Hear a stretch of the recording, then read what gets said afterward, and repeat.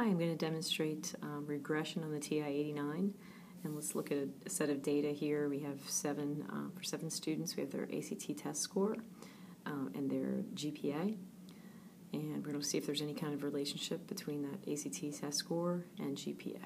So let's go ahead and go through the steps on the TI-89. So the first thing you want to make sure you have is enter the apps. Well, make sure it's turned on, and then when you click on Apps, and you should find a Stats List Editor. If you don't have that particular icon, you need to download it from Texas Instruments website, and if you need help about that, just send me an email. Okay, and it bring you to a screen like this. So we'll put the X data in the first column, that ACT test score, and in the second column we'll put our dependent variables, or the second list of data, the GPAs, and see if the GPA is an indicator, or is a function of a test score related. See if the two are related to each other and in what way. All right, so we want to do first, the easiest way here is to insert. So you see an INS in blue on your back arrow key. So go ahead and do second insert, and that inserts a new column. That's the easiest way to just put a new one in there and give it whatever name you want. So I'm going to use X data, call this X data. So to give it the name, we want to go to alpha, and we go down here to, where's my A-lock, alpha lock. So I want to alpha lock. Or if you hit alpha twice or 3 times, it'll highlight in dark, kind of highlighted, and then everything will be in alpha mode. So X, and then look for the white letters D, A, T is just a key. X, Y, Z, and T are just keys. And then A again. Okay, X data, enter. And then we have that column. Okay, so then over to the right of that, go up and highlight the list 1 again, and we're going to do another insert. Create a new column and call it Y data. So insert another column, or create another one. We're going to name this one Y data. So Y, D there, there's the comma key, A, T, A, and enter. Okay, now we'll start entering the data. So you guys need to see it. It is over here. So we have the first list, the 19, 21, 22. So X data, I'm just going to start entering this. So 19, 21, 22, 23, 25, 28, 3, 5. And as you're entering in, make sure you're typing things in right.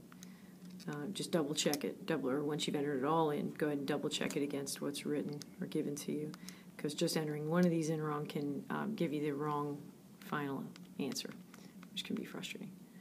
Okay, so then entering the GPAs then. The GPA to go with the 19 score was 1.986. 986. And then 2.836, 2.662, just going down the list here, 3.446, 3.377, 0.765, 3.905. Okay, so just double checking the values look right. Okay, you can arrow up to see the first couple in the table too. To check this. Okay, so everything looks good. All right, so we have the data entered. Now I want to look at it. So what makes sense along the top menus or the F menus is the plots, right? So hit F2. And by the way, these are all this information is step by step in the handout that I posted in the folder for this week. So plots set up. And go to F1 for define. And I think I already have this one in there. So you may have to populate some of it. So you may have these boxes empty. So you want to call in X data there and Y. So let's say it wasn't in there. So I'll enter backspace out. The first time you're doing it, you're not going to see anything there. And you can use the scatter and the box for your mark. That's fine. You can leave those defaults.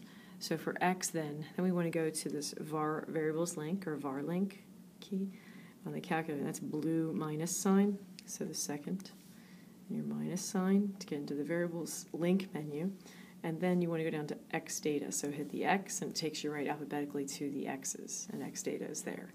And hit enter, and that puts it in the, that's just saying what's going to be along the X-axis when it plots this data. What is your independent variable? And then your next set, then Y data, so do the same thing with var link, second minus, enter Y to scroll down to the Y's, and then you'll see, if you arrow down a little bit, Y data. Okay, so enter that.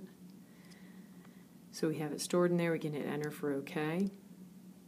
And then the other plot, we'll ignore that for now. So you notice on the left there's a little check mark, and that just means that it's going to actually graph when we go to the graph screen.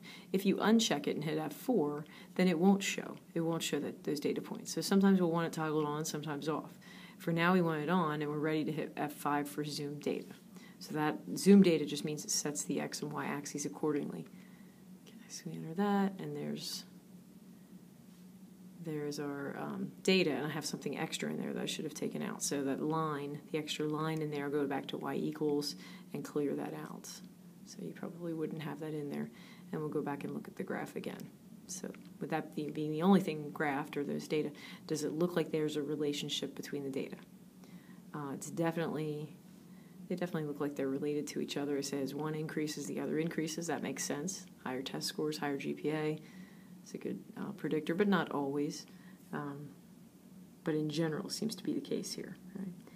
And then what kind of a trend? Does it look like a linear function would fit, or exponential, or polynomial, some other polynomial, like a quadratic? It does kind of look like it increases but flattens out. So that could be a parabola that opens down, or it looks like a logarithmic trend. A log graph kind of looks like that. So different ones you could try. Let's go ahead and assume that our directions are to use a quadratic regression. So if we want a quadratic regression, now we go back to our apps, go back into the stats list editor. And then from the menu items at the top, we want to do some calculations, right? We want to calculate a model of best fit for the data, a regression model. So F4 we want. And then choice 3 is for regression. You can arrow down to it, or you can hit the 3. All right, and then which type of regression do we want? Let's try quadratic. Let's say that was the instruction. And keep in mind in your lab that sometimes you'll be asked specifically for ones that that isn't the best one for the data, but you just follow the directions anyway.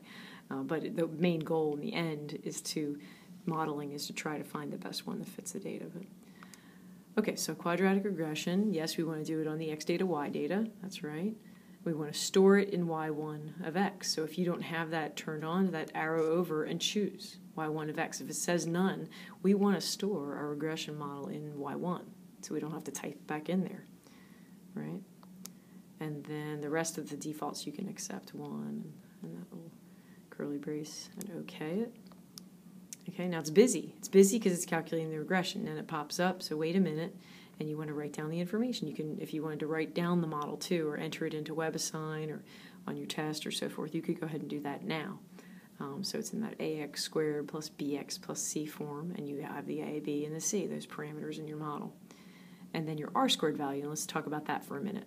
So there's an r squared value of, there's a little bit of a shadow, but 0.923795. So that the higher, without going into a lot of statistics, because this isn't a statistics course, r squared is a correlation coefficient to indicate how well the data is correlated in terms of a quadratic relationship. How well correlated are they quadratically?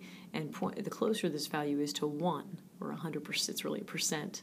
If it's 100%, all of the points that you graphed should go exactly through that quadratic equation that models it. But of course, there's a little bit of error. They're not right on the line, but they're close to it, right? So 0.92, that's fairly close to 1. It's not excellent, but it's pretty good. And next thing we want to do is look at the model graphed with the data. So okay for this, jot down these values as you need them, like in the lab. So again, r squared, your correlation coefficient. Is that the only thing you look for to see if a model's good? No. There's definitely some other factors we want to look at. All right, so, and it automatically gives us a column of residuals, which means the error or the differences between the y y data, the y coordinates of those points, and the predicted values with the model. So we'll look at what that looks like. So let's go back to the graph, and you'll notice now that amongst that data, we have our quadratic regression being graphed, because where was it stored when we ran the regression? It was stored in y1, right? So those residuals are really the vertical differences between these points and the line. If you calculated how far off they are from the line vertically, that's what the residual means. So some are below the line, some are above, so some are negative, some are positive.